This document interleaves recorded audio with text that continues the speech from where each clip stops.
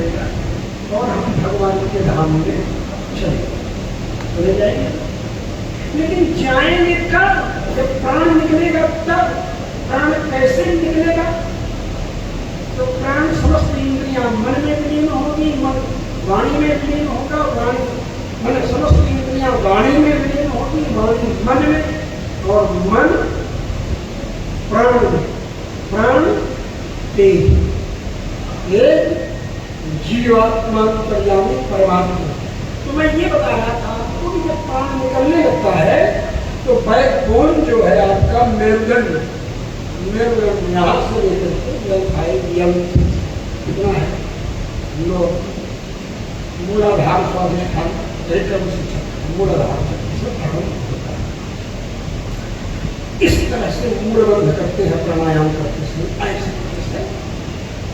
बड़ा मुद्रा उसको योग शास्त्र में कहा गया। जैसे घोड़ा जो है वो गोबर छोड़ने के बाद, नींद छोड़ने के बाद ऐसे करता है, उसी को बड़ा मुद्रा योग शास्त्र में कहा। जब प्राणायाम करने के लिए आप सांस भरते हैं तो उस समय आप नीचे ऐसे आपको कसना है, मूलाधार कसना है आसपास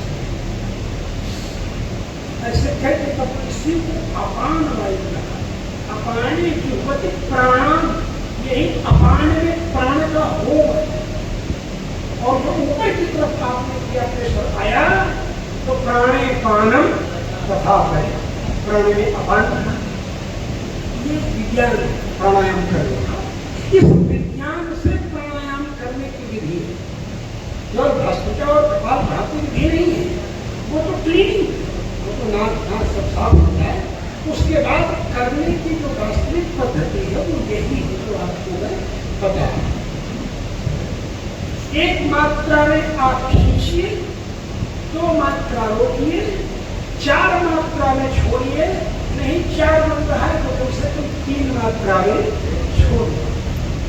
मात्रा क्या है? मात्रा का वर्णन किया गया कि यहाँ से ऐसे हाथ उठाइए और यहाँ से लेकर के एज यूजुअल वे में जैसे ऐसे करते हुए हो जाता है। इतनी एक मात्रा, इसमें जितना टाइम लगा उतनी एक मात्रा योग शास्त्र।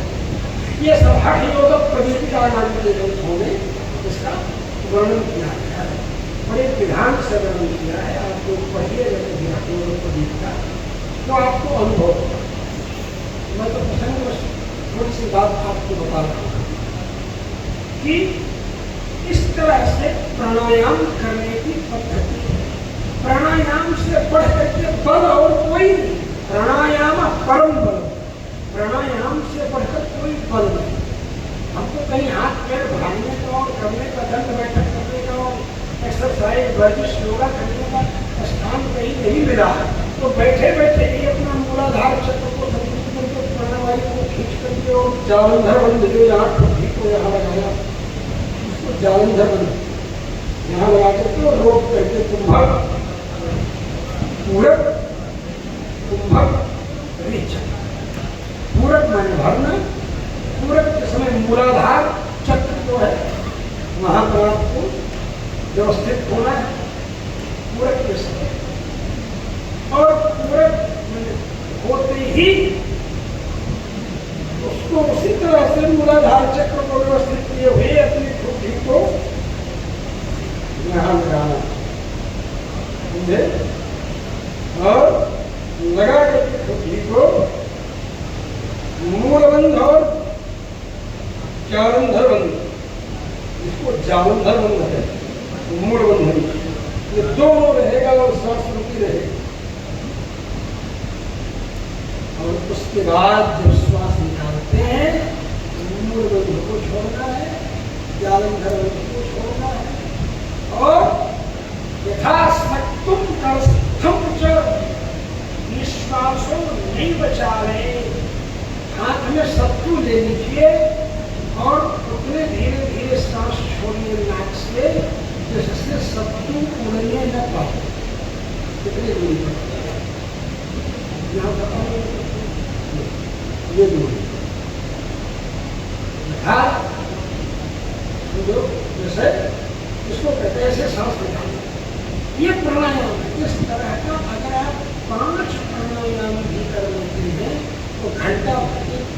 का धुकनी चलाने का फायदा आपको इसी 5 प्राणायाम को प्राप्त होगा।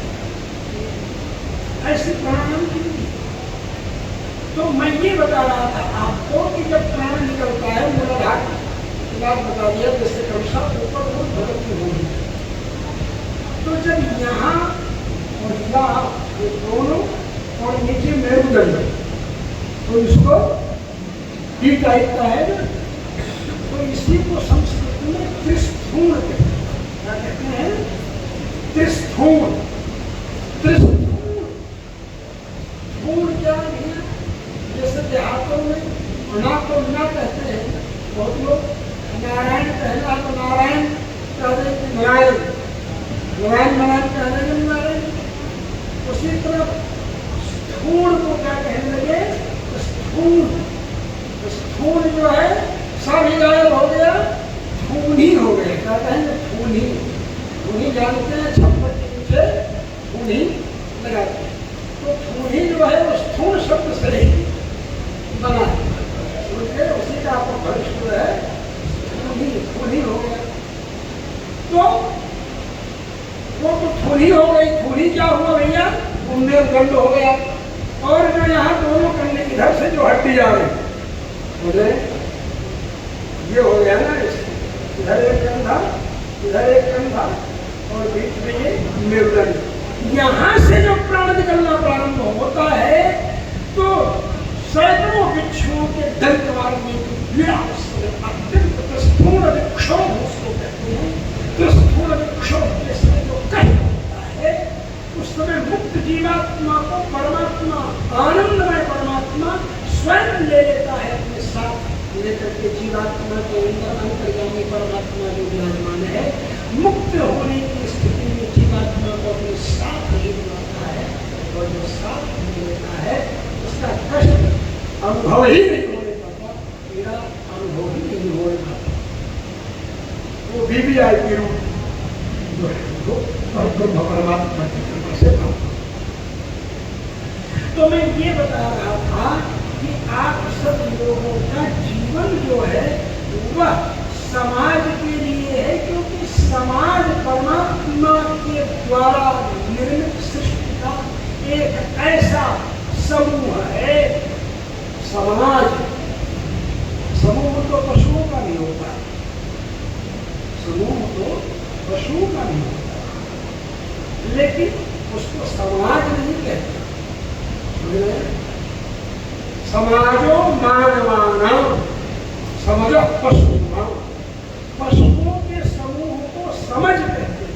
क्या कहते हैं? समाज। क्या कहते हैं? समझ। दो शब्द हैं, समझ और समाज। पशुओं के समूह को समझ कहते हैं और मनुष्यों के समूह को समाज कहते हैं। समाज, ये दोनों में अंतर है, समझ और समाज। समझ पशुनां समाजो मानवानां। एक चीज बता दिया आपको मैंने, समझ और समाज। अब एक चीज और बता दें, क्योंकि आप लोग पढ़े लिखे लोग हैं, इसलिए आपको मैं सोचता हूँ कि शब्द का विज्ञान थोड़ा होता है। भाषण और भाषण। भाषण को आप जानते हैं? भाषण, भाषण जिसे कहते हैं तो भाषण होता ही रहता है, आप जान रहे हैं। भाषण होता ही रहता है, निरंतर होता रहता है भाषण, इसमें दो राय नहीं, भाषण होता ही रहता है। लेकिन वो भाषण भी होता रहता है, तो भाषण किसको कहते हैं और भाषण किसको? भाषण कहते हैं जो मनुष्यों के द्वारा सोच विचार करके बोली जाने वाली जो वाणी, उसको क्या कहते हैं? भाषण। और भाषण क्या कहते हैं? भाषण कहते हैं जो कुत्तों का भौंकना है, कुत्तों के भौंकने को संस्कृत में क्या कहते हैं? भाषण। भाषणम स्वभवः। भाषण माने कुत्ते की आवाज, कुत्ते का और भाषण माने मनुष्य का शब्द। तो समाज पशुओं के समूह को कहा गया, समाज मनुष्यों के समूह को कहा गया, भाषण कुत्ते के भौंकने को कहा गया और भाषण मनुष्यों के द्वारा विवेक युक्त वचनों को बोलने के लिए। तो मैं आपको यह बता रहा था कि आप यदि स्वयं अपने वैदिक सिद्धांत पर स्थिर रहेंगे तो कल हमने आपसे बात बताएंगे। वैदिक सिद्धांत यहाँ तो वेद विद्यालय में बच्चे पढ़ते हैं।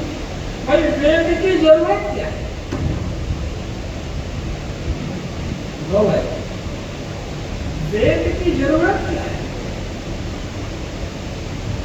वेद हमारा संविधान, वैदिक संविधान जो परमात्मा के द्वारा चलाया गया संविधान। कल हमने कहा था ना आपको, भगवान श्री राम ने वैदिक संविधान के बल पर वन का रास्ता स्वीकार किया, क्योंकि भगवान वेद कहते हैं मातृदेवो भव, उसके बाद कहते हैं पितृदेवो भव।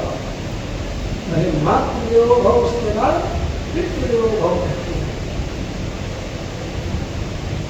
तो वेद जो है हमारा भारतीय महर्षि लोगों के द्वारा बताया जाने वाला, बड़े बड़े राजाओं के द्वारा अपनी लेबोरेटरी में प्रैक्टिकल किया जाने वाला ऐसा संविधान है भारतीय वैदिक संविधान, जो इस लोक के वैभव को बढ़ाते हुए परलोक के वैभव को बढ़ाते बढ़ाते अंत में परमात्मा की प्राप्ति तक पहुंचाता है। वह है वेद।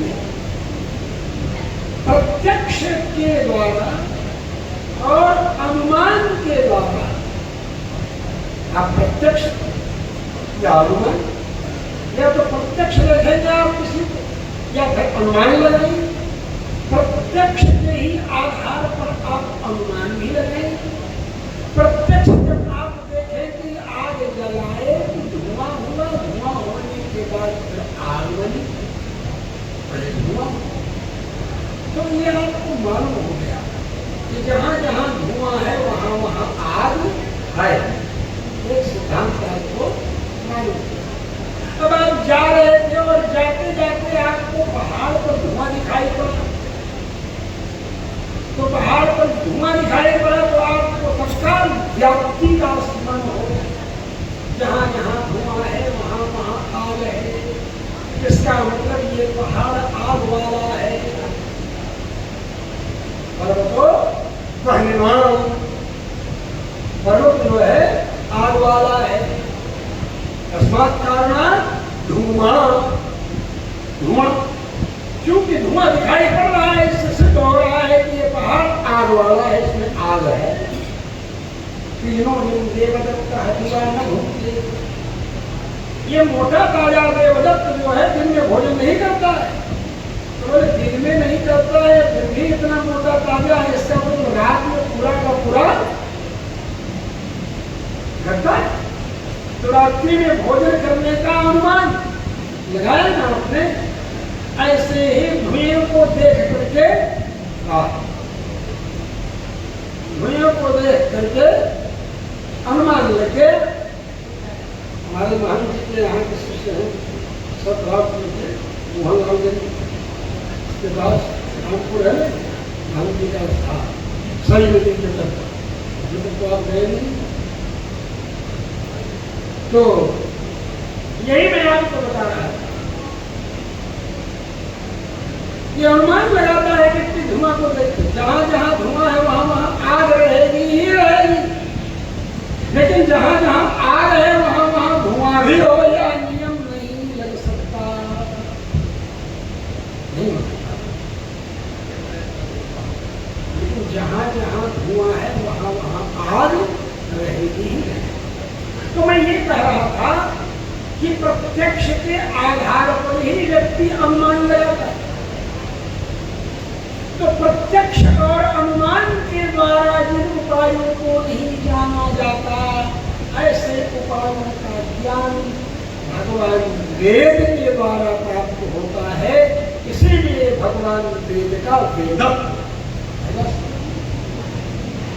प्रत्यक्षेणानुमित्याचयस्तु उपायो न वेद्यते एनं विदन्ति वेदेन तस्मात् वेदस्य वेदता। प्रत्यक्षेणानुमित्याच, प्रत्यक्ष और अनुमिति अनुमान के द्वारा जिस चीज को आप नहीं जान पाते हैं उसको वेद के माध्यम से आप जानते हैं। इसीलिए वेद का वेदत्व, यही वेद का वेदत्व। उस वेद की रक्षा करने के लिए हमारा जन्म हुआ है, उस वेद के नियम का पालन करने के लिए हमारा जन्म हुआ है। वह वेद ऐसा संविधान है, ईश्वर प्रणीत भी नहीं है, अपौरुषेय है। ईश्वर ने भी उसका प्रणयन नहीं किया, भगवान ने भी बनाया नहीं। क्या तुमने अपनी सांसों को बनाया? अपनी सांसों को तुमने नहीं बनाया। उसी तरह भगवान का श्वास प्रश्वास ही वेद, निश्वसित वेदास्य वेदा। भगवान का श्वास प्रश्वास ही वेद है। इसलिए जब से भगवान है तब से वेद है।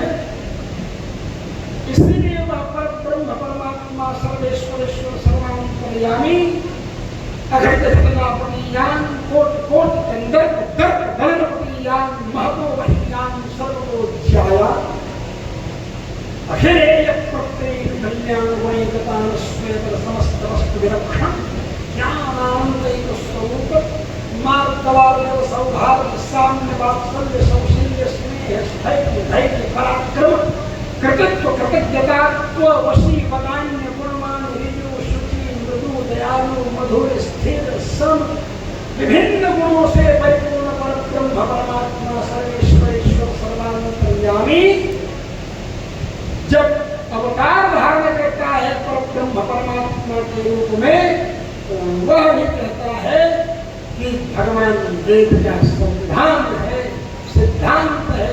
मात्र देवो भव, माँ ने कह दिया वन में जाने के लिए, माँ ही नहीं सौतेली माँ ने कह दिया, माँ से भी 10 महत्व सौतेली माँ का है, उसने कह दिया वन में जाने के लिए, तो मुझे वन में जाना ही है। क्यों?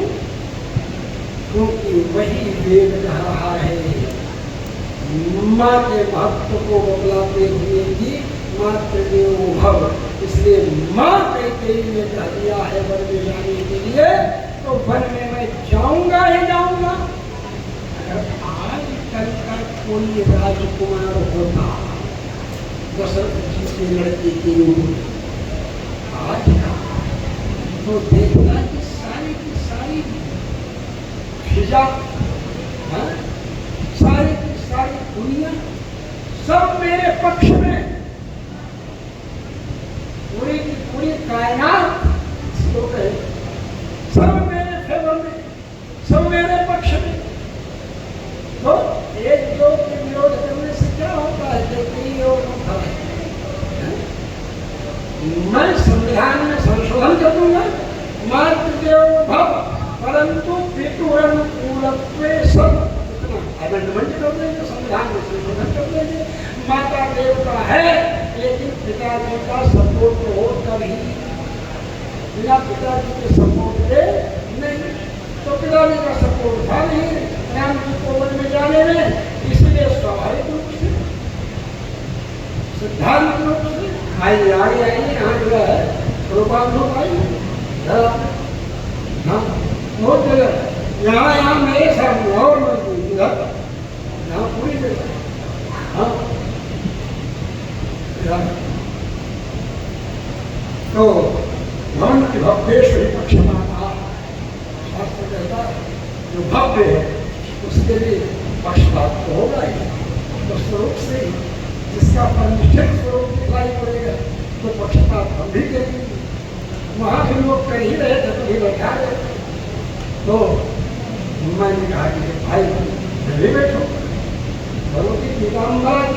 सान्निध्य भीत वसंत वाले का महत्व नहीं होगा, इसका महत्व होगा।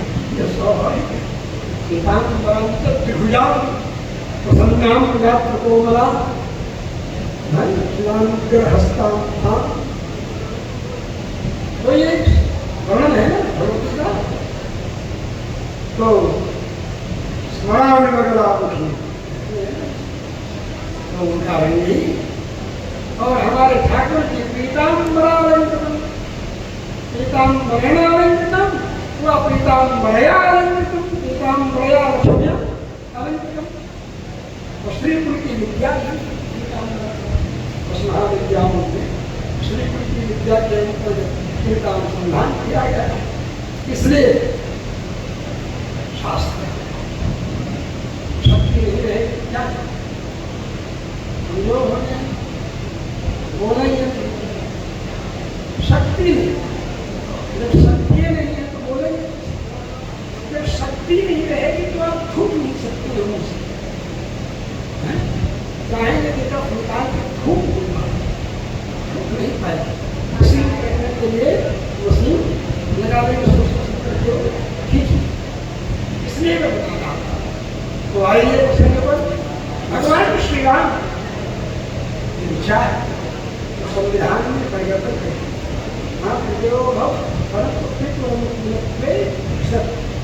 माता देवता है, लेकिन पिताजी का सपोर्ट होगा तब नहीं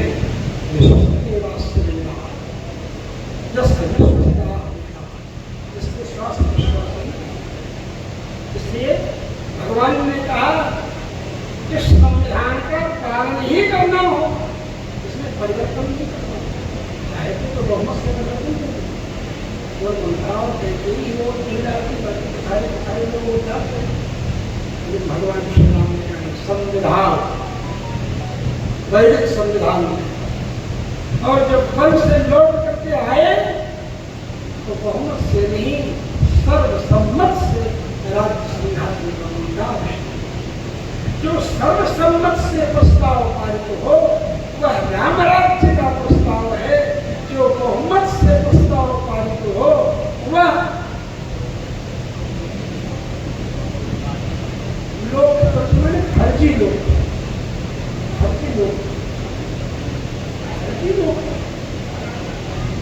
लोकतंत्र में आपके प्रांत का गवर्नर है, उसको क्या कहते हैं? राज्यपाल। जब राज्यपाल नहीं, राज्यपाल क्यों आप उसको कहते हैं? लोकतंत्र है तो लोकपाल करना चाहिए। लोकसभा है आपकी गिनती है और आप राजनीति करते हैं। जब राजतंत्र समाप्त कर दिया आपने, उसके बाद आप राजनीति कर रहे हैं, तो जनता को बेवकूफ बना रहे हैं। आपको राजनीति शब्द को ही समाप्त कर देना चाहिए, वहां पर लोकनीति का प्रयोग करना चाहिए। यदि लोकतंत्र है और लोकसभा है और लोकसभा सांसद है तो आपको राजनीति कैसे करने का अधिकार है, आपको लोकनीति करने का अधिकार है, लेकिन आप करते हैं राजनीति। आप करते हैं राजनीति। लोकनीति उसे कहते हैं भाई, लोकनीति उसे कहते हैं कि लोग जिसको स्वीकार है, लोकनीति उसका नाम है। तो लोक उसी को कहते हैं जो शास्त्र को प्रैक्टिकल करता है। शास्त्र को प्रैक्टिकल करने वाले का नाम ही लोक है। शास्त्रों में तो लिखा है यज्ञ याग आदि का विधान करना है, तो लोक जब तक नहीं जुड़ेगा उससे तब तक लोक माने लोग, बताया था ना, लोक माने लोग, लोग जब तक नहीं जुड़ेंगे। और यहाँ तो ऊपर से पार्टी का कैंडिडेट हो गया, जनप्रतिनिधि कहा हो, जनता से अगर आप चुनवाते नाम की किसको टिकट दिया जाए तब न जनप्रतिनिधि, और जनता तो किसी को उठा रही है और ऊपर से जा करके 5, 10, 20 करोड़ दे करके और खरीद ले आया वोट, और दिया कि जनप्रतिनिधि, वो जनप्रतिनिधि कहाँ से होने भाई? वो तो आर्थिक प्रतिनिधि हुए, जनप्रतिनिधि हो नहीं हुआ। इसलिए मैं आपसे बता रहा हूँ कि लोकतंत्र यदि आप चला रहे हैं तो आपको राजनीति छोड़ करके लोकनीति के अनुसार चलना चाहिए। जब आपने लोक के लिए कहा, जब आपने आतंकवाद का हवाला दे करके उपद्रव का कहा कि नहीं होना चाहिए क्रिकेट भारत पाकिस्तान में, और नहीं हुआ था क्रिकेट उस समय, तो आज क्या समस्या पड़ गई कि आप अरब कंट्री में भारत पाकिस्तान का मैच करा रहे हैं? क्या आवश्यकता? जब खून और पानी एक साथ नहीं बह सकता है, क्या खून भी पहलगाम में बहाए और हम सिंधु का पानी भी बहाए आपके लिए? जब खून और पानी एक साथ नहीं बह सकता तो भैया खून और क्रिकेट एक साथ कैसे बह सकता है? आप कहते हैं कि कला बच्चिका में कलाएं सबके लिए हैं, स्वतंत्र हैं, तो भैया उस समय कला कहाँ चली गई थी जब आपने कह दिया था कि शाहरुख खान को भारतीय फिल्मों में किरदार नहीं मिलना चाहिए, रोल नहीं मिलना चाहिए, इनकी फिल्मों का बहिष्कार करना प्रारंभ कर दिया भाई? उस समय कहाँ चला गया था? तो सिद्धांत कला जो है वो सबकी है, कला और साहित्य सबका है। उस समय कहाँ चला गया था सिद्धांत? तो आज क्यों आप क्रिकेट और खून एक साथ बाहर दृढ़ होना चाहिए, दृढ़ होना है। हमने समझाया भी, हमने बताया भी, हमने यह भी करके दिखा दिया। ये लोकतंत्र है, ये राजतंत्र नहीं है। इसलिए यदि यहाँ से भेजे हुए लोगों की बातें आप नहीं मान करके मनमाना टिकट का वितरण करेंगे तो आपकी अपनी पार्टी के बल पर सरकार नहीं बन पाएगी, और सरकार नहीं बन पाई और जितने लोगों को टिकट नहीं दिया गया, जो लिस्ट यहाँ से भेजी गई थी, उतने ही कैंडिडेट सरकार बनाने में कम पड़ गए।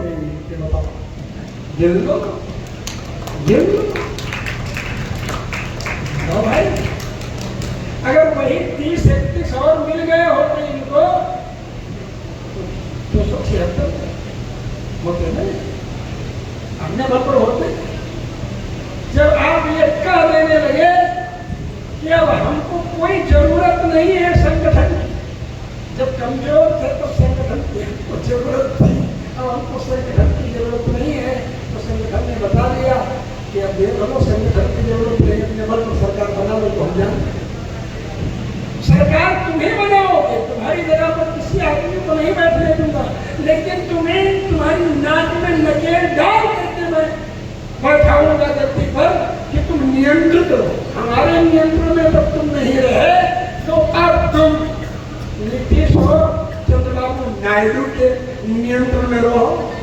लेकिन आज नीतीश और चंद्रबाबू के नायडू के भी नियंत्रण में नहीं, फिर महाराष्ट्र में दिखा दिया संगठन ने कि हमारे अनुसार तुम्हारी सरकार बन सकती है, और महाराष्ट्र में संगठन ने अपने बल पर पुनः लोगों को जागरूक कर दिया आपकी नीतियों से, और आपने महाराष्ट्र में सरकार बनाने में सफलता प्राप्त कर दी। प्रत्यक्ष इतिहास, हम साधु महात्मा हमको राजनीति सिखाया नहीं ना, लेकिन आप लोकतंत्र करते हुए, लोकसभा करते हुए राजनीति कर रहे हैं, राज्यपाल बना रहे हैं, राज्यसभा का सदस्य बना रहे हैं। भैया जब राजतंत्र खत्म हो गया तो राज्यसभा का सदस्य, जब राजतंत्र खत्म हो गया तो राज्यपाल, जब राजतंत्र खत्म हो गया तो राजनीति कहाँ से? इसलिए आप ऐसी बातें मत कीजिए जो जनता को गुमराह करें या जनता को बेवकूफ बनाने वाली बातें आप मत। मैं भी चाहता हूं कि आप बने रहें, मैं भी चाहता हूं कि आप बने रहें, मैं नहीं चाहता हूं कि आप न बने रहें, लेकिन इसके साथ मैं यह भी चाहता हूं आप बने तो रहें, लेकिन राम मंदिर का निर्माण करने के द्वारा जो सारे जगत को उपदेश देने की भावना थी, तो क्या थी भावना? तो ये थी कि राम जी की कला राजा बनिए, राम जी पहले देवताओं का समर्थन प्राप्त किए, बंदरों का समर्थन प्राप्त किए, भालुओं का समर्थन प्राप्त किए, राक्षसों का समर्थन प्राप्त किए। उसके बाद अयोध्या में अपने लोक को जो लोक के द्वारा राजा बनने के बाद राजतंत्र की परंपरा के अनुसार अयोध्या का राजतंत्र साम्राज्य पद स्वीकार है। इसलिए मैं कह रहा हूं कि ये होना आवश्यक, ये समझना आवश्यक है। तो हम चाहते हैं कि आप रहिए वहां, लेकिन इसके साथ साथ यह भी चाहते हैं कि वैदिक परंपरा को आप सर्वोच्च सम्मान देते हुए जिस वेद वाक्य को आपने अपना ध्येय वाक्य, आप ही ने नहीं, आपके बाप दादे, आप दादे मतलब राजनीति के जो आपके बाप दादे संविधान निर्माता थे, जो उन्होंने जिस ध्येय वाक्य को आदर्श बनाया था, वह ध्येय वाक्य वेद मंत्र की तैत्तरीय उपनिषद के माध्यम से ग्रहण किया गया है, तैत्तरीय संहिता के माध्यम से ग्रहण किया गया है, जहाँ पर उल्लेख है सत्यमेव जयते नानृतम। आगे वाक्य क्या है? नानृतम। नानृतम आपने नहीं लिया कोई बात नहीं, ऊपर सत्यमेव जयते लिख देते, नीचे नानृतम लिख देते, लेकिन नहीं कोई बात नहीं, चलेगा। इसलिए मैं कहा कि यह चिंतन करना जरूरी है। हाँ, आज देश काल परिस्थिति के अनुसार नवाचार की आवश्यकता है, कुछ नवीन आचार की जरूरत है। जैसा पीछे भारतीय संस्कृति एवं नवाचार, तो भारतीय संस्कृति में नवाचार क्या हो सकता है? भारतीय संस्कृति है कि हमको लैट्रिन और शौच फ्रेश होने के बाद हमें हाथ साफ करना चाहिए, हाथ मट्टी करना चाहिए। मनु महाराज कहते हैं एकालिंगे उदय तथैकत्र करेदश उभयो शब्दातव्या मृदा शुद्धिम अधिक्षता एक शौचम गृहस्थानां त्रिगुणम ब्रह्मचारिणां त्रिगुणम वानप्रस्थानां यतीनां स्यात् चतुर्गुणम्। तो भैया एक बार जननेन्द्रिय में आप मिट्टी लगाइए, 3 बार मल विसर्जन इंद्रिय में मिट्टी लगाइए, फिर बाएं हाथ में 10 बार मिट्टी लगाइए, तब वो बायां हाथ दाहिने हाथ में छुआने के लायक होगा। स्पर्श करने की योग्यता दाहिने हाथ में तब आएगी जब 10 बार बाएं हाथ से मिट्टी लगा शुद्धि की है आप। तो ये शुद्धि करनी, और उसके बाद दोनों हाथों में भयो सप्तदातम 7 बार लगाए। ब्रह्मचारी इसका डबल, वानप्रस्थी ट्रिपल 3 गुना, और सन्यासी 4 गुना।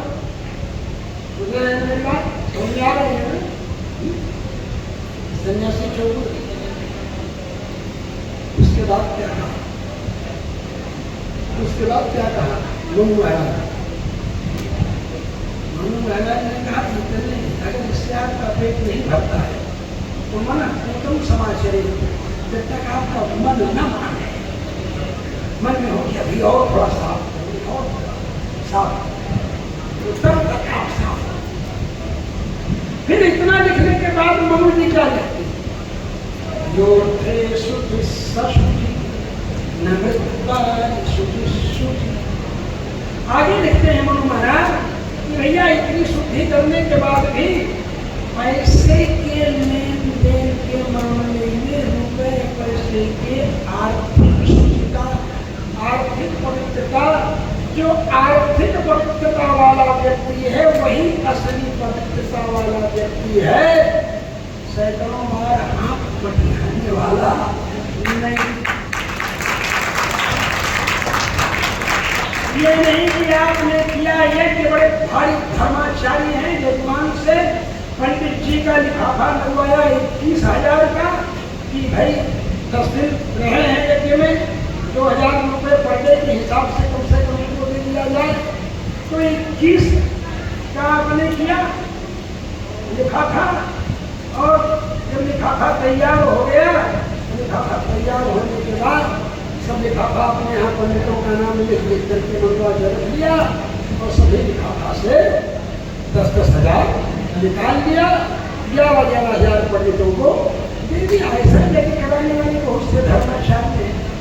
पंडित बेचारे हमसे शिकायत कर रहे थे कि महाराज लिफाफा में कोई इतना था, जजमान से 11,000 हज़ार दक्षिणा दिया है, लेकिन हमको 6,000 दक्षिणा मिला, मार्केट में 1,000 5,000 मिला। हमने कहा कोई बात 6,000 मिला, 5,000 गुरु जी के लिए गया तो उनको बुलवाए थे एजेंट, कुछ अपनी एजेंसी के डेवलपमेंट के लिए कुछ देगा कि नहीं देगा। अगर लेके करवाया तो कोई कुछ नहीं रहा था तो 5,000 मिल गया, यही वो मतलब। लेकिन मेरा इस सिद्धांत में सपोर्ट नहीं है। मैं तो ये कहता हूँ कि जो ब्रह्मस्व मैंने ब्राह्मण के धन का, गाय के धन का गोश्त और देवस्व, देवस्व मैंने देवता की संपत्ति अपने शरीर में, अपने परिवार के लोगों में विनियोग करता है, उसको 7,000 वर्ष तक धरती का कीड़ा बनना है। स्वदत्ताम वरदत्ताम ब्रह्मरत्नभैर्यं षष्ठवर्षसहस्राणि ज्येष्ठायां जायते कृम्य। तो यजमान ने लिफाफा में 21,000 रुपये रखा। तुम कौन होते भैया उसमें सदस्यवाद में जाने वाले? 11,000। और बाद में पता चलता है कि बाबा जी को हार्ट अटैक आ गया है और वो चले गए निजामता में भर्ती हैं और जितना उन्होंने कमाया था उतना ही ICU में लगे और कष्ट बसे झेलना, कष्ट वो बसे झेलना।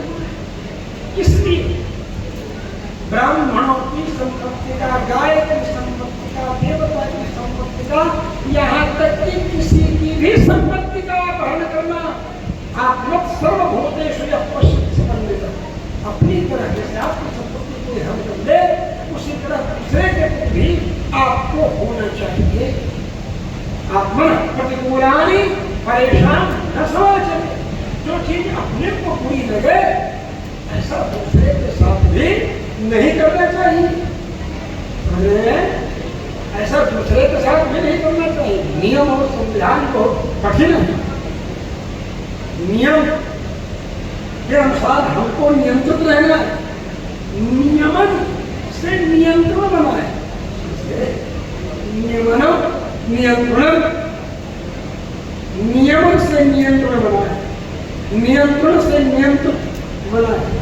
हमें नियंत्रित होना चाहिए, इसलिए कि हम अगर जगत गुरु है तो जो मन में आवे वही बोल, आम घास चाहे जो मन में आवे वही बोल, ये नियम है। तो भगवान श्री राम ने ये बताया, जगत के सामने बताया।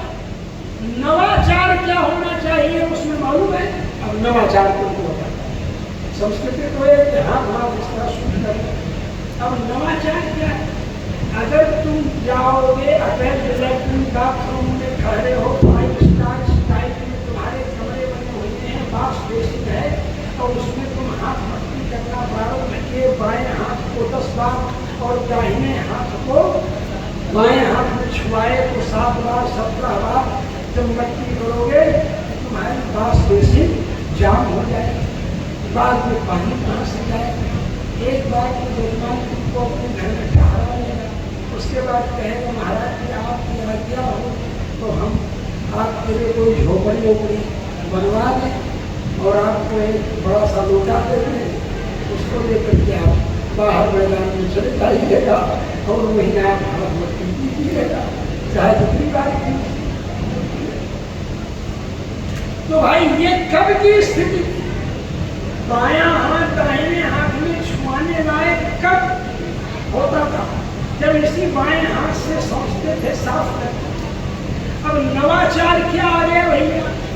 अब तो जेट फास्ट फूड लगा हुआ है, दाहिने हाथ से जैसे ही फब्बारा पकड़े झर झर प्रेशर के साथ मारे, कुछ छुआया ही नहीं बाएं हाथ वो, तो बाद में संतोष के लिए लगा लिया क्योंकि बचपन से आदत पड़ी हाथ से शुद्धि करने की, इसलिए मन हपूतम समाचरे, मन को ही समझाने के लिए मन हपूतम मम्मी ने कहा है कि यहाँ पर मन नहीं मानता है लेकिन हाँ यही भाषण किया जाए तब, इसलिए मन हपूतम समाचरे।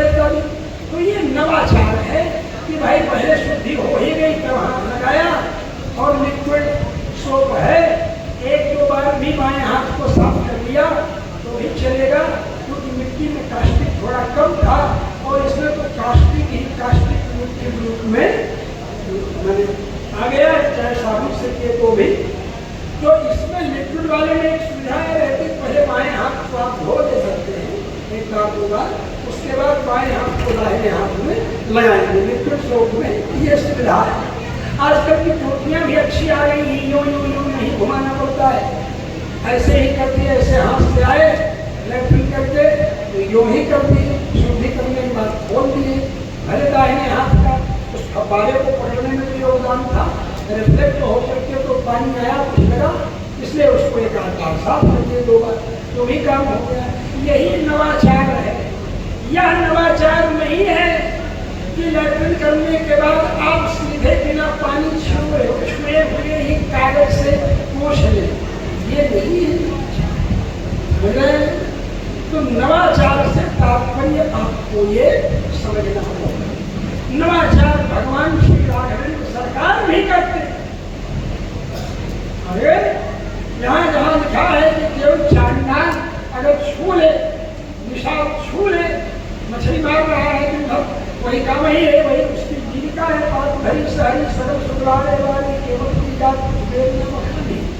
तो मान लीजिए वह है, उसको छूने के बाद भी छाया अगर उसकी लग गई तो भी नहाए, इतना नियम धारण करने वाले वशिष्ठ जी महाराज जब भगवान श्री राघवेंद्र रामचंद्र जी से मिला है तो केवल और भरत जी के साथ जा रहे हैं वशिष्ठ जी चित्रकूट की दिशा में, उस समय ऐसा मिलते हैं पढ़ करके उससे, ऐसा मिलते हैं पढ़ करके उससे, क्या पूछना, बड़े प्रेम से मिलते हैं बढ़ करके। आनंद जी महाराज हमारे रामानंद फाउंडेशन के आए हैं, आप सब लोगों के सामने हैं। अब आजकल ये चाहते तो उसका शब्द बदल देते, लेकिन कानून और संविधान ऐसा हो गया है कि वो कुछ नियम कानून सुविधाएं बिना फाउंडेशन शब्द डाले हुए या बिना चैरिटेबल शब्द डाले हुए कुछ ऐसे संविधान बना दिए हैं इस सरकार ने। मैकाले पद्धति से शिक्षा पद्धति चालू कर दिया है आज तक, और नई शिक्षा नीति के नाम पर तो वेद शास्त्र की बातें जो थी वो भी गायब होती चली जा रही है। नई शिक्षा नीति के बाद नई शिक्षा नीति आई जब से ही तो प्रदेश में चुनाव तक संग्रह हो गया भी कोर्स से लोगों के हट रहा है, नहीं तो प्रथमा में ही तक संग्रह जो कुछ कानूनी संवैधानिक दृष्टिकोण के कारण चैरिटेबल या फाउंडेशन लगाना पड़ता है। तो जैसे हमारे गुरु भाई हैं अमिताचार्य जी, उनका आनंद फाउंडेशन है वृंदावन में, राधा माधव के प्रदेश, तो कुछ ऐसे हैं तो धर्म शब्द नहीं लगा सकते हैं आप किसी इस तरह के संस्थान में धर्म शब्द ही नहीं लगा सकते, इसीलिए।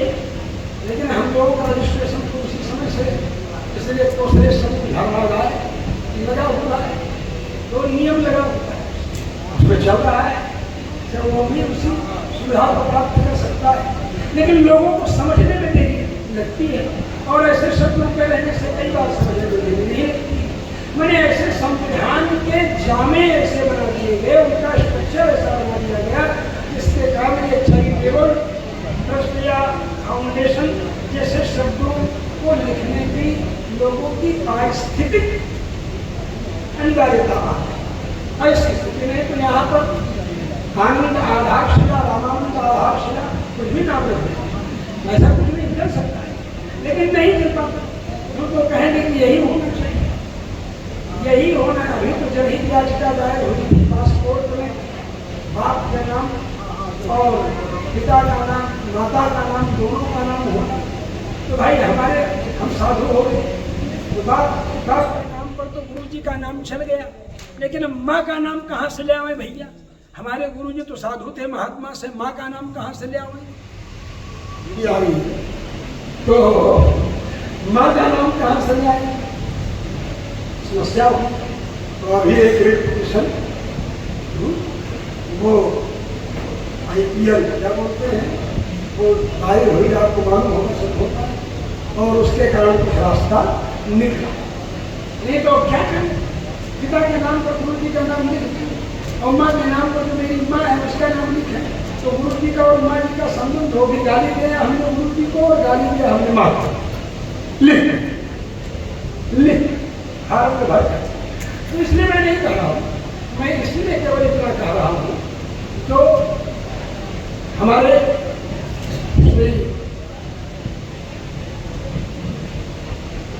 जिसको हम कहेंगे आनंद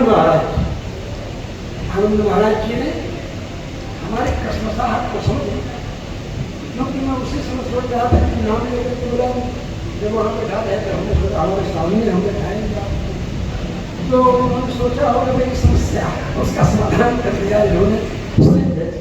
लोग अपना समाधान करने के लिए स्लिप भेजते हैं मंच पर, लेकिन इन्होंने मेरा समाधान करने के लिए स्लिप भेजी है मेरे मंच पर, इसलिए मैं धन्यवाद कहूँगा। तो मैं यही कहूँगा आप सब लोगों से कि भगवान श्री राम इस बात को देखा नहीं, केवल को गले लगाते। रामस्यात्म समस्तः, महर्षि वाल्मीकि कहते हैं रामस्यात्म अपना आत्मा के समान, वैसे आत्म समस्तः के ऊपर बहुत आशा मुझे उस पर बोलने लगे, दोनों तीन दिन बीत जाए उसी दिन और भी ज्यादा समय क्या राम जी के आत्म समकक्ष दिशा। इसलिए जब भरत जी चलते हैं तो सुमंत जी रास्ते में ही समझा देते, सुमंत जी रास्ते में समझा देते हैं कि राम जी इनको बहुत मानते हैं, राम जी के आत्मा के समान होता है। क्यों?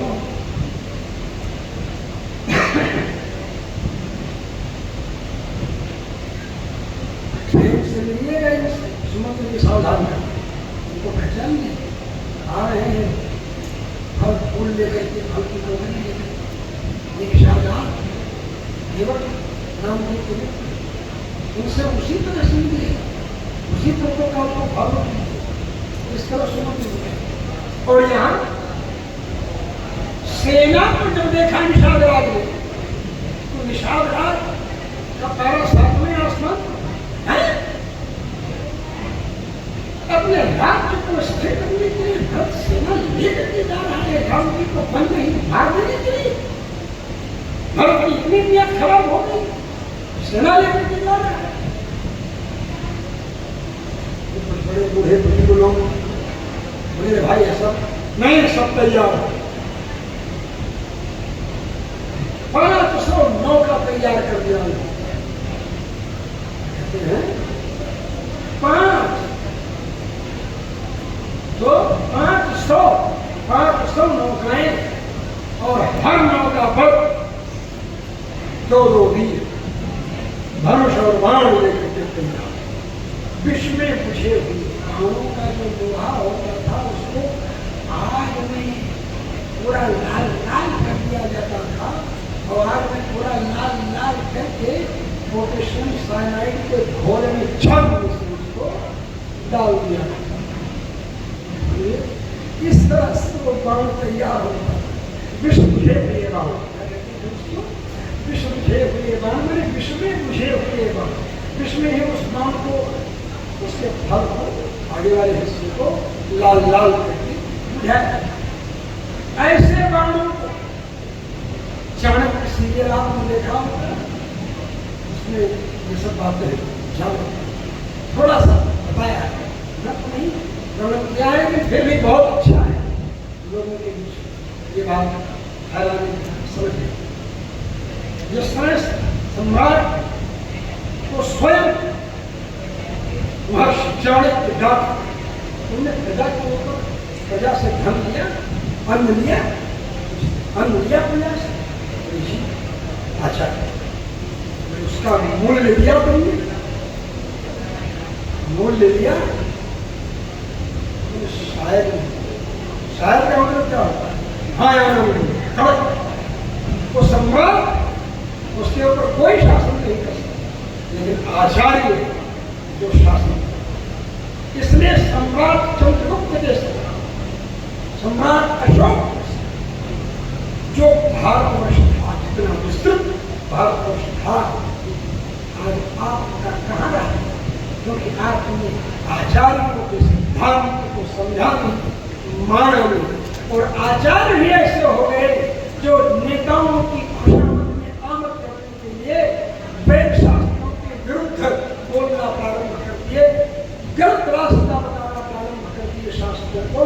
उसी में प्रसन्न हो जाते हैं कि बगल में प्रधानमंत्री के हमने फोटो खिंचा लिया।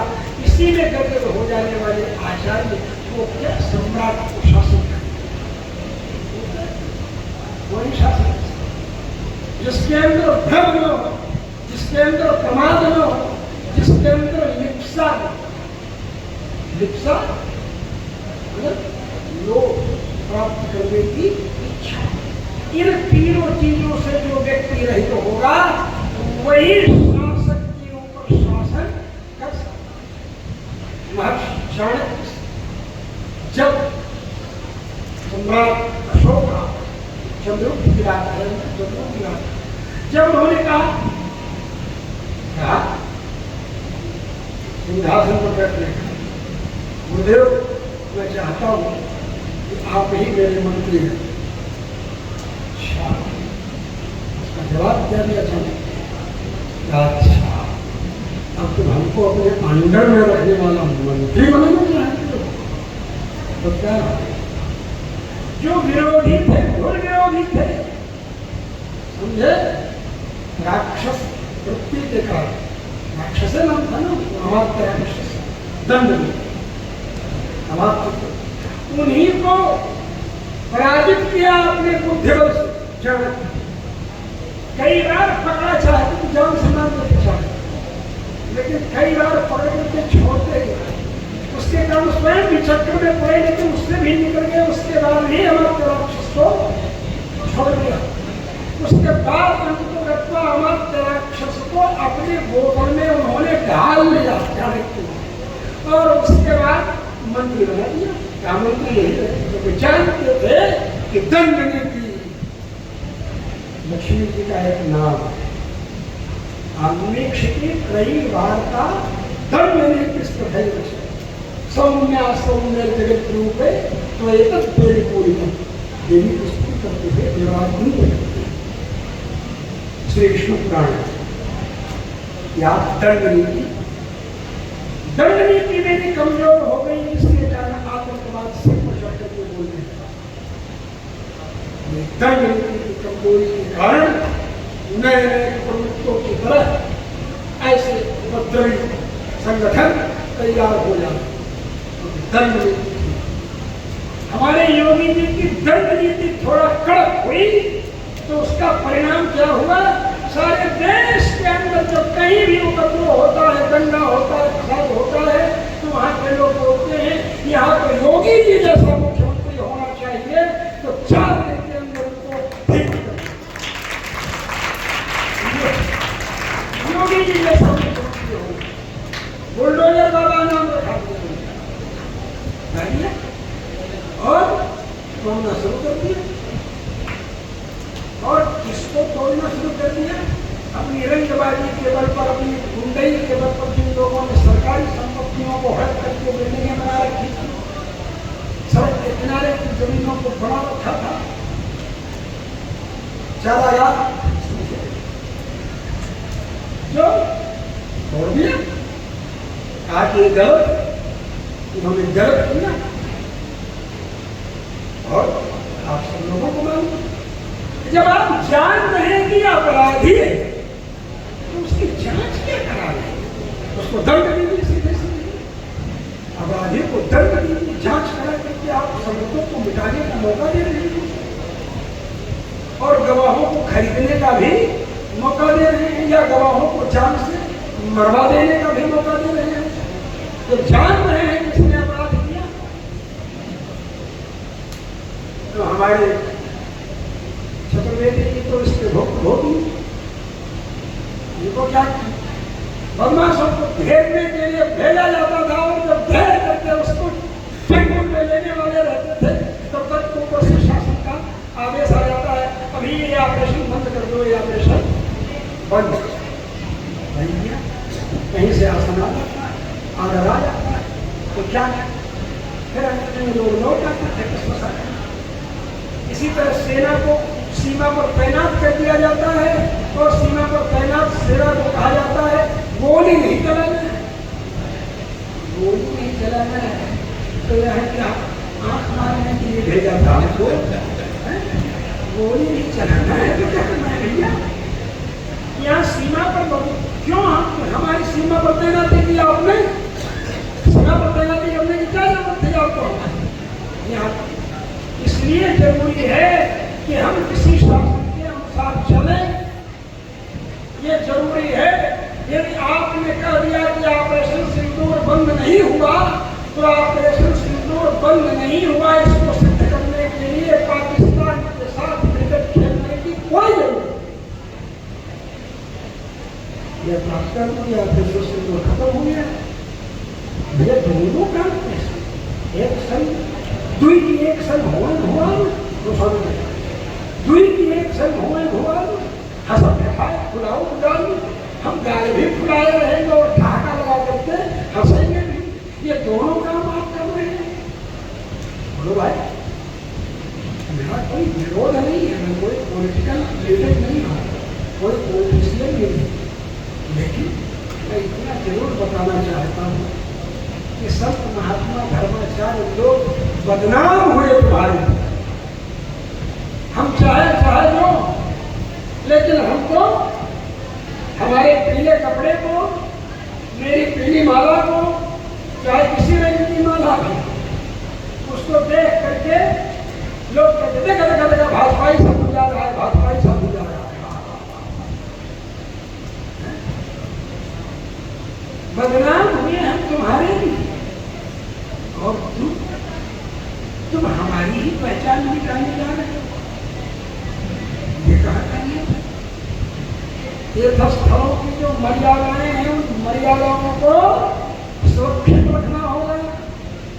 जिस अयोध्या में अंडा नहीं बिकता था, जिस अयोध्या में मांस नहीं बिकता था, उसी अयोध्या में राम मंदिर निर्माण होने के बाद अंडा और मांस बिकने लग जाए तो ये राम मंदिर निर्माण करने का क्या परिणाम माना जाएगा। शर्म आती है हमको इस बात। इसके लिए थोड़ा हम अपनी जवानी जो है खपत नहीं, अपनी जवानी पूरी की पूरी राम मंदिर आंदोलन के लिए हमने अपनी खपाई। इसमें कहीं होता है हमको पीड़ा हो कि जब अयोध्या में हम लोगों को देखते न कभी अंडा बिका, न कभी मांस बिका, न कभी शराब को बिका, और आज उसी अयोध्या में जब ये सब चीजें सुनाई पड़ती है कि वहाँ ऐसा आज हुआ, वहाँ ऐसा, तो कष्ट पीड़ा। अयोध्या को रिस्टोर कीजिए, अयोध्या को रिस्टोर करना है आपको। अयोध्या के मार्गों को सुदृढ़ कीजिए, उन तीर्थों को सुरक्षित रखिए, ये करेगा। और हमारे योगी जी करना भी चाहते हम लोग जब, लेकिन उनको पता ही नहीं चलने पाता है। और सिस्टम जो है कुछ गड़बड़ करके ज्यादा चापलूसी और वाहवाही मिलने के चक्कर में सिस्टम अगर गड़बड़, चाय से ज्यादा गर्म केतली हो जाए तब होते हैं, चाय से ज्यादा गर्म अगर केतली हो जाए तो क्या स्थिति होगी, ये नहीं।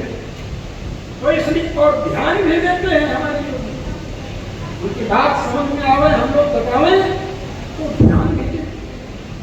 लेकिन जो चमचे हैं वो वहां तक पहुंचने ही नहीं देंगे तो बताने का मौका कहाँ।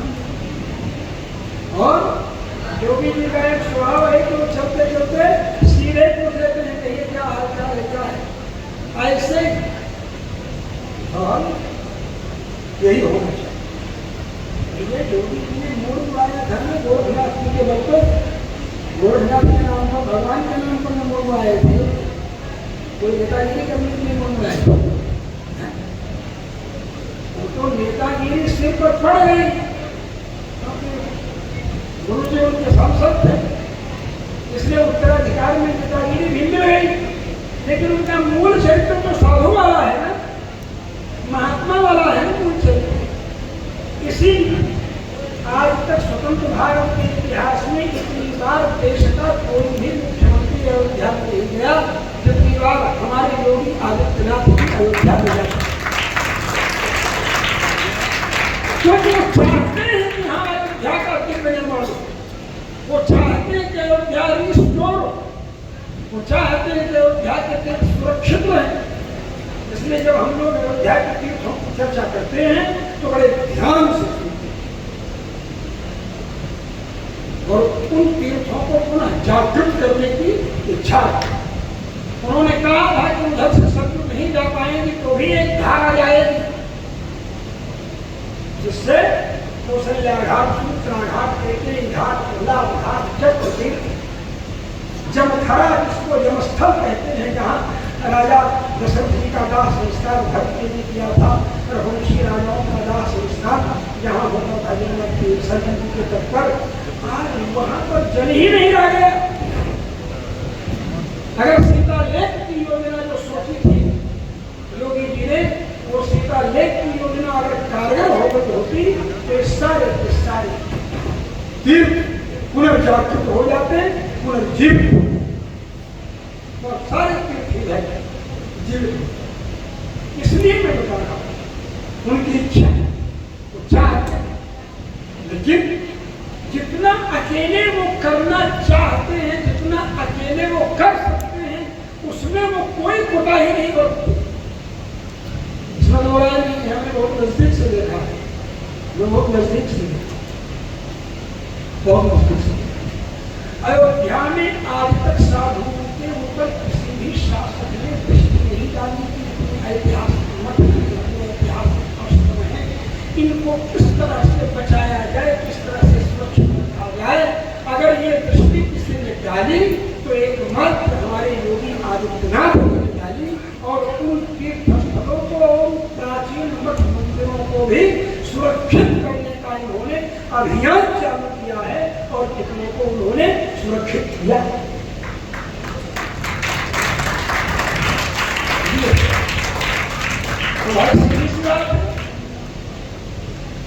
जो धर्माचार्य होगा वही धर्माचार्यों की वास्तविक स्थितियों को समझ सकेगा। तो जानता है कि धर्माचार्य को भैया किसी से मांगना जानते नहीं हैं, वो तो फक्कड़ होते हैं, वो तो साफ यही बोल देंगे जजमान को भी कि तुम दाढ़ी बना करके क्यों आए थे, जजमान थे तो साफ तुमको दाढ़ी नहीं बनाना चाहिए था। और दूसरा कोई होगा तो खुद दाढ़ी रोज बनाएगा और जजमान को भी छूट दिया रहेगा, और उस सात दिन के अनुष्ठान में बैठा है फिर भी जजमान को छूट दिया। अगर जजमान को नियंत्रण करेगा तो जजमान ने धापा नहीं तो बुलाने करती है मौके की जगह पर। और फक्कड़ साधु जो रहेगा वो दो टूक डाल देगा, जजमान डाल देगा तो जजमान का मन टूट जाएगा, तो रुपये जो देना चाह रहा था वो नहीं देगा, तो उसका मत कैसे बने। और जो मैनेजमेंट, होटल मैनेजमेंट जानने वाला है और जजमान के लिए सारी चीजें मुहैया करवा देगा। अगर जजमान जानने वाला भी पीने वाला है तो गांजा का भी इंतजाम कर देगा, अगर शराब पीने वाला है तो उसका भी चोरी छीनने इंतजाम कर देगा, अगर और भी कुछ है तो भी तो भैया वो आचार्य को कहा नहीं जाएगा। लेकिन दुर्भाग्य है कि ऐसे ही लोग धर्माचार्य का दबाव ओढ़ करके सिंहासन पर बैठ करके धंधा प्रारंभ कर चुके हैं, और वो कहते हैं कि जो मैं कहता हूँ वही शास्त्र है, जो तुम कहते हो वो बकवास है, वो कुत्तों के भौंकना है। शास्त्र तब होगा जब तुम धर्मशास्त्र के अनुसार बातें करोगे। नवाचार उतना स्वीकार किया जाएगा कि जहाँ हाथ मट्टी करते थे वहाँ लिक्विड सोप का प्रयोग कर लो, साबुन का प्रयोग कर लो, उतना तक चलेगा। जहाँ कुआं से पानी वहाँ शावर चला करके फव्वारा चला करके नहा लो, लेकिन तुम कहो कि नवाचार में मैं स्नान ही नहीं करूंगा।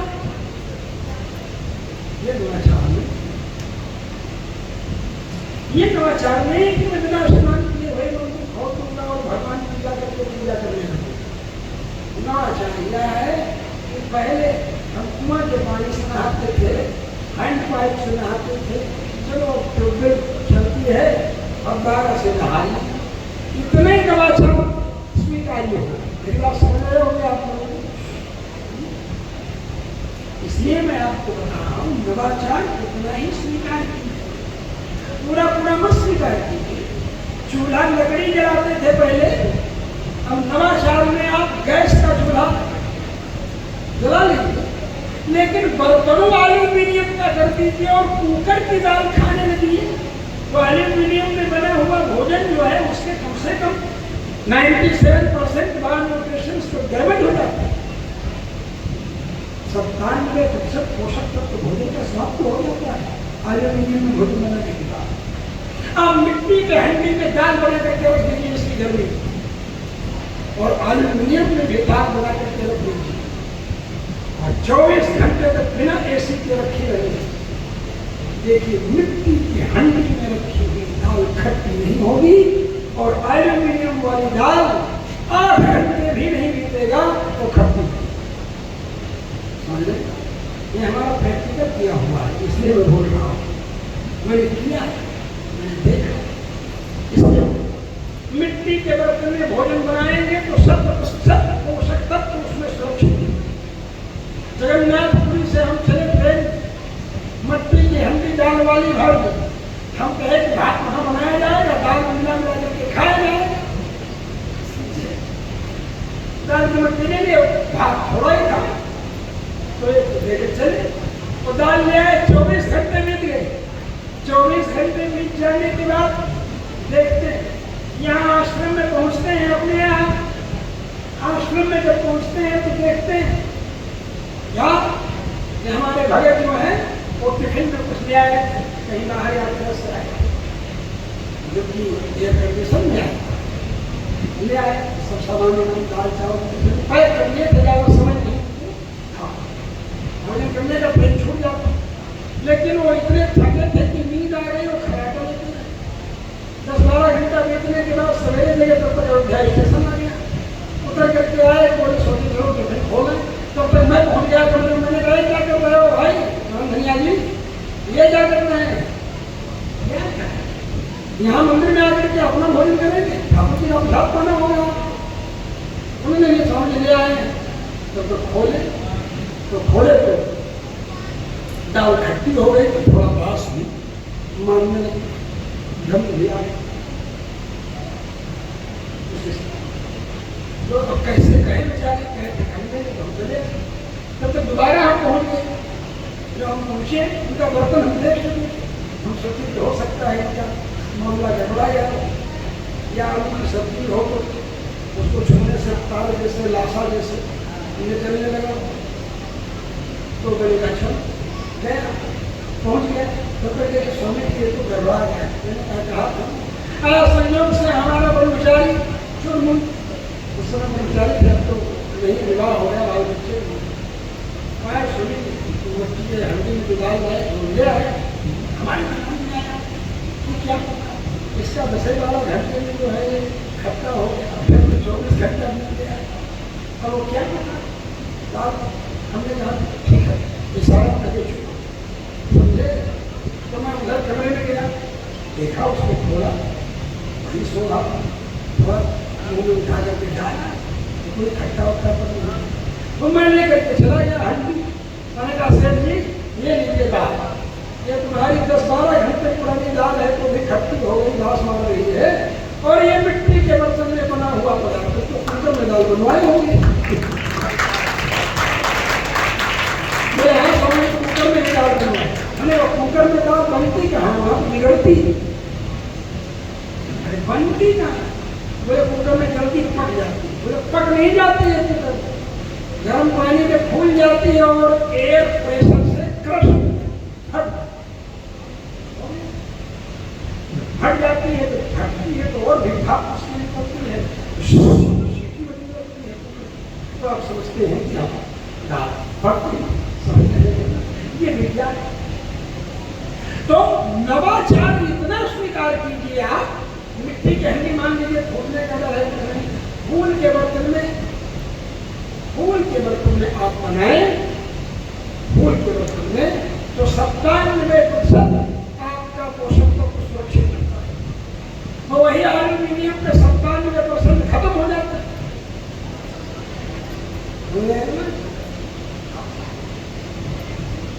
एल्यूमिनियम में 97% खत्म हो जाता है। और फूल वो भी तो एक तरह की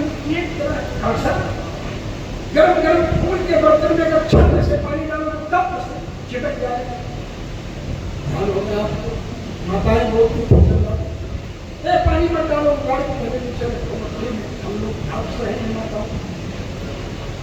वो फूल की बर्तन, उसमें शक्ति न उस समय ब्लड प्रेशर था, न उस समय डायबिटीज था, न उस समय टेंशन का रोग था, न मोटिवेशन का रोग था, न डिप्रेशन का रोग था, न बायोपोलर का रोग था, कोई रोग ही नहीं था उस समय। जिस समय हम लोग मिट्टी के बर्तन में, फूल के बर्तन में बना हुआ भोजन करते थे, तो नवाचार के रूप में आप इसे स्वीकार, पीतल के बर्तन में करिए, मान लीजिए फूल का बर्तन बदल है उठाने, तो पीतल में जो है वो 93% जो है पोषक तत्व सुरक्षित रहता है। 93% तो फायदे में है, कहा 3 पैसा बच रहा था और कहा पीतल के भगोने में 93 बचा हुआ। आप लेबोरेटरी में जाकर के इसका चेकअप करा सकते हैं, इसको चेक करा सकते हैं, समझ रहे हैं, परीक्षण कर सकते। तो नवाचार के रूप में आप इसे स्वीकार कर सकते, ये स्वीकार कीजिए, कोई बात नहीं। वस्त्र पहनने के लिए आप धोती कुर्ता पहनना बंद कर दें, धोती को पहले मैंने कहा धोती कुर्ता, घर में आइए तो धोती कुर्ता ही पहनिए, उसमें आपको कंफर्ट फील होगा, आराम फील होगा। मुझे लगा पहले बाहर जाते समय भले अपना दोबारा हो घर में, इसलिए बता कि आप सब लोगों को भारतीय संस्कृति की सुरक्षा करते हुए नवाचार को इस रूप में देखना है, इस रूप में अनुभव करना है। ये नवाचार यह है कि तीर्थ यात्रा करनी चाहिए, उसमें तो पुराना आचार है कि तीर्थ यात्रा की जानी चाहिए। नवाचार क्या हो गया, भैया हवाई जहाज से आप जाने को पैसा है, ट्रेन से यात्रा कर लो, पैदल यात्रा मत करो, ये नवाचार है। लेकिन यात्रा ही मत करो, तीर्थ यात्रा ही, नवाचार के बहाने आप नास्तिक बन जाओ, तो ये बहुत सी बात है जिन विषयों को आपके सामने कहा करते हैं। मैं केवल इतना बताना चाहता हूँ कि भगवान श्री राम का जो चरित्र है उसको आप विधिवत अनुभव करें, और वेदों का अवतार वाल्मीकि रामायण, वेदों के प्रतिपाद्य पर ब्रह्म परमात्मा जब दशरथ जी को पिता के रूप में चुनकर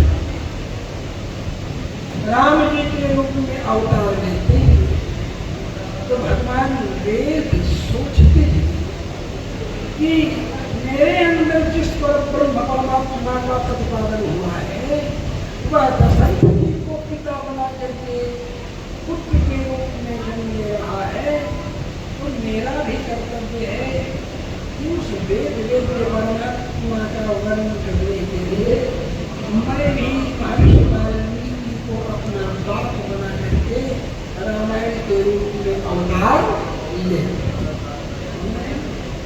यही कहते हैं वेद के बड़े पुरुष जाते दशरथात्मके वेद प्राचीन सावरासी साक्षात रामायण। तो ये हमें अनुभव करना, हमारा छोटा भाई बड़े भाई छोटे भाई के ऊपर दबाए रहे, हर छापे रहे, उसको हम शासन में रखे रहे, कभी अप्रिशिएट ही नहीं करना, कभी उसका सम्मान ही नहीं।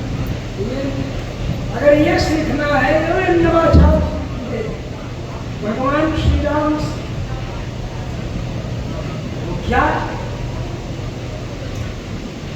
भगवान श्री राम से जानती, भगवान श्री राम लक्ष्मण जी से कहते हैं, पंचवटी में जब पहुंचते हैं ना, क्या कहते हैं कि किसी अच्छी जगह पर जो तुमको पसंद है ऐसी जगह पर तुम बढ़िया सुंदर झोपड़ बनाओ रहने की। तो लक्ष्मण जी कहते हैं ये आप क्या करते हैं, सैकड़ों साल तक मैं आपके परतंत्र रहने वाला हूं। भगवान अस्मिता वही वर्ष शतम स्थित स्वयं पुरुषिने देशे क्रेतामिति मां वद। देखो भैया, मैं तो तुम्हारे अंदर में रहने वाला हूं, तुम जहां कहोगे वहीं झोपड़ी बनाऊंगा। भैया तुमने हमको यहाँ स्वतंत्र कर दिया और मैं स्वतंत्र नहीं होना चाहता हूँ, मैं परतंत्र ही रहना चाहता हूँ। इसलिए आप खुद हमसे बोलिए कि यहाँ झोपड़ी बनाओ, आप खुद बोलिए कि झोपड़ी बनाओ, तो बनाओ। राम जी तो कह दिए थे जहाँ किसी पावे वहाँ पर, लेकिन लक्ष्मण जी ने तो ये कहा तो राम जी ने अच्छा था, कोई बात नहीं है, मैंने कहा भी आए थे हाथ में हाथ बदल देते दोनों भाई, उससे हाथ में हाथ डाल करके राम जी कहे प्रागुदत प्रमाण भूमि पश्च लक्ष्मण सूत्र। है लक्ष्मण, देखो ये भूमि जो है पूरब की तरफ और उत्तर की तरफ झुकी हुई है। ऐसी भूमि पर निवास करने से यश की वृद्धि हो, ऐश्वर्य की प्राप्ति।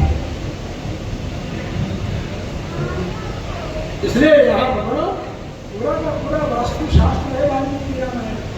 इसलिए मैं कहूँगा आपसे कि वेदावतार वाल्मीकि रामायण है, अतः आप लोग कम से कम एक सर्ग ही सही वाल्मीकि रामायण का हिंदी ट्रांसलेशन भी पढ़ेंगे। ये आपसे हम निवेदन, आपसे हम प्रार्थना, तो आपको लगेगा कि हम क्या बताए थे। भैया लक्ष्मण जी ने बहुत सुंदर झोपड़ी तैयार किया, और जब झोपड़ी सुंदर तैयार हुई तो लक्ष्मण जी से क्या कहा राम जी ने, ये एक मिनट ज्यादा, एक मिनट तुम तो खा पी जाएगा, हम तो सुबह से कुछ नहीं खा, और कल सूर्यास्त के पहले ही जब दिया था, उसके बाद अभी तक नहीं दिया। आपको बंधन में नहीं आओ, जब चाहो जब मैं चले जाओ, मुझको तो बंधन में डाल दिया है आप, जब चाहो नहीं। इसलिए मैं केवल बहुत बड़ी बात आपको बताई जा रहा है, इसलिए बता दिया समझे, इसलिए मैंने बता दिया आपको कि जब लक्ष्मण जी की बात तो आपको समझ में आ गई कि लक्ष्मण जी ने कहा भाई मैं तो परतंत्र रहने वाला हूँ, आप मेरे बड़े भाई हैं, मैं आपके अंदर में रहूँगा, और फिर राम को लक्ष्मण जी जाकर के जमीन पसंद करके बता इतना तो आप सुन लिए और समझ गए, हमने बैठ लिया।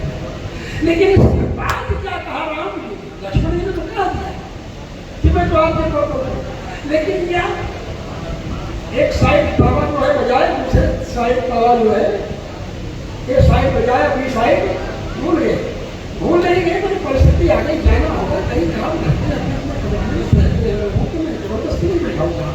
बस केवल इतना बताना चाहता हूँ कि राम जी ने क्या कहा, फिर बुला करके मैंने लक्ष्मण जी से बुला के कुछ नहीं कहा, लक्ष्मण जी ही आया दौड़ करके राम जी के पास, बोले भैया चलिए झोपड़ी दे दीजिए। अब लक्ष्मण जी ने बांस के पत्थरों को बना करके, पत्तियों को, मूंज को, पुष्प को, काश को, सबको बना करके झोपड़ी बढ़िया सुंदर तैयार कर दिया, और तैयार कर दिया सुंदर भवन जैसे कई झोपड़ियों का, और इंटरकनेक्टेड जो ऐसे बना करके तैयार किया। और राम जी के पास आए, कहे कि चलिए देखिए भैया, और राम जी देखे तो राम जी देख करके लक्ष्मण जी का हाथ अपने हाथ में लेकर के कहते हैं, त्वयानाथेन सौमित्रे न संवृत्त पिता। ये लक्ष्मण तुम्हारे जैसा भाई के लिए मुझे लगता ही नहीं है कि मेरे पिताजी दिवंगत, मेरे पिता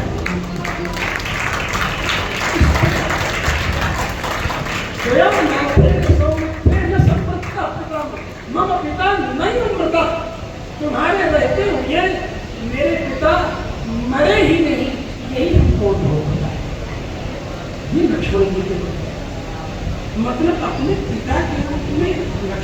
थे। और लक्ष्मण जी वो बीच रास्ते में राम जी सोचते हैं जवान पत्नी है इसे, उस समय तो गया कि इसका अपनी प्रथा प्रेम में आकर के चल दिया मैं फंसी, क्या पता इसके मन में हो रहा हो कि बिना मतलब आ गया मैं ही घर पर रहता। तो राम जी बहाना बनाए, सम्मानजनक ढंग से चला जाए, ये भीड़ लगे और इसको लगे कि मेरी आज्ञा का पालन कर रहा है। तो राम जी ने कहा देखो कई जो लोग हैं और भी लोग कहीं ऐसा न हो जाए कि भाई तुम्हारी माता जी को तो कोई कहीं नहीं पहुँचाए नहीं कहते, क्योंकि तुम्हारा छोटा भाई घर के साथ रहता है, मेरी मैं तो समझा तो बड़ा कुछ हो जाए और कहीं पिताजी को कोई जहर ही न दे दिया जाए, इसलिए तुम यहाँ से चलता है तो चले जाए। तो लक्ष्मण जी का जवाब क्या है, हम रावण महाराजा पितृत्वम लक्ष्मी, मैं पिता दशरथ जी के अंदर फादरहुड देख ही नहीं रहा, भ्राता भर्ता धनुष पिता जन्म राघव, मेरे भाई मेरे बंधु मेरे पिता तो आप, मतलब ये परस्पर बात, ये अनुभव करने की बात, ये अनुभव होता है। एक 4 आना है और एक 12 आना है, तो 12 आना वाला सोचता है मैं 4 आना दे दूँ तो ये 4 आने तो है हमारे बराबर हो जाए, हो जाए दोनों बराबर हो जाए, और 4 आना सोच रहा है अरे मैं मिल जाऊँ उनको ही जो दे दूँ तो 16 आना हो जाएगा। तो यही इस तरह परस्पर मिलने की बात, तो भगवान श्री राम का जीवन हम सब लोगों के लिए आवश्यक, और उन्होंने भी शक्ति की पूजा किया। और यहाँ पीताम्बरा शक्ति में हमारे शिष्य गुरु कुमार चतुर्वेदी जी जो है आप सब लोगों को बुलाए और हमको भी इन्होंने बुलाया है, तो मैंने भी सोचा चलो मैं 2 ही दिन का समय आप लोगों को दे सका, बस इतने समय के लिए आप हमें स्वीकार कीजिए समय देने से। बस थोड़े ही शब्द में कहूँगा क्योंकि हमें भी मैं वैदिक सिद्धांत जितने भारतीय जो भारतीय राष्ट्र शंकराचार्य रामानुजाचार्य वल्लभाचार्य विष्णु स्वामी वल्लभाचार्य विष्णु स्वामी समुदाय, इन सब लोगों के सिद्धांत, इसके अलावा जो ब्रूनो है, बेकन है, आइंस्टीन है, स्पिनोजा है, डेकार्ट है, आइंस्टाइन है, आइंस्टीन कहते हैं आप लोग, मतलब ये जो यूरोपियन फिलोसफर्स हैं इनके भी सिद्धांत, ये सभी भगवान राम जी के मंदिर से 125 मीटर की दूरी पर ऐसे भवन के अंदर ग्रेनाइट में स्वर्णाक्षर अंकित हो जाए, जिससे जो भी भगवान श्री राम का मंदिर दर्शन करने के लिए जाए वह भारतीय संस्कृति का दर्शन करे। क्योंकि अभी बहुत से चित्र बन रहे हैं अयोध्या में, राम जी के, सीता जी के, सब, लेकिन राम जी के, हनुमान जी के, लक्ष्मण जी के, भरत जी के चित्र जो बनाए जा रहे हैं, किसी भी चित्र में व्यक्तियों पवित्र है ही नहीं। हमें बड़ा आश्चर्य हुआ, मैंने कहा भाई चित्रों में व्यक्तियों पवित्र नहीं। आप अयोध्या गए होंगे जो लोग, घर पर जरूर होंगे, मीना चौक पर भी गए होंगे, मीना चौक से बाईपास रोड पर आने के लिए आप देखिए जितने चित्र बड़े बड़े बने हुए हैं, किसी में व्यक्तियों पवित्र नहीं। भाई क्यों नहीं है, कोई एजेंडा चलाना चाहते हैं क्या?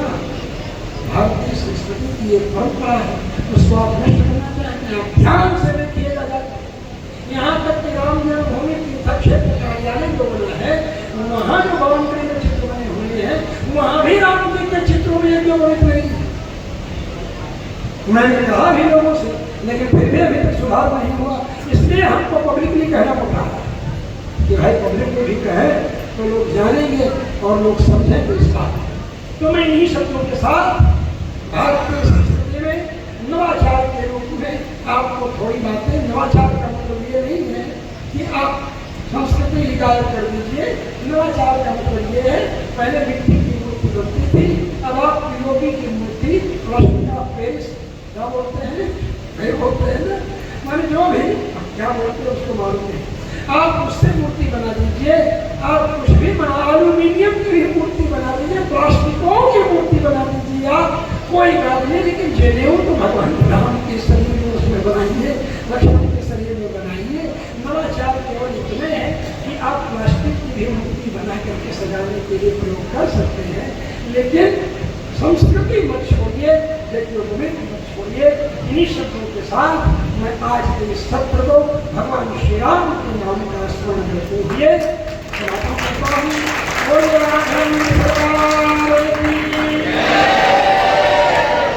बोलिए श्री भाष्यकार भगवान की, श्रीमद् जगद्गुरु कांची राघवेंद्र स्वामी महाराज की, आचार्य अस्मत् परमाचार्य पुरंदर स्वामी जी महाराज की, अस्मदाचार्य श्रीमद् जगद्गुरु स्वामी जी महाराज की, भगवती पीताम्बरा महारानी की, जय जय सीताराम, जय जय श्री भाष्यकार। स्वामी जी महाराज की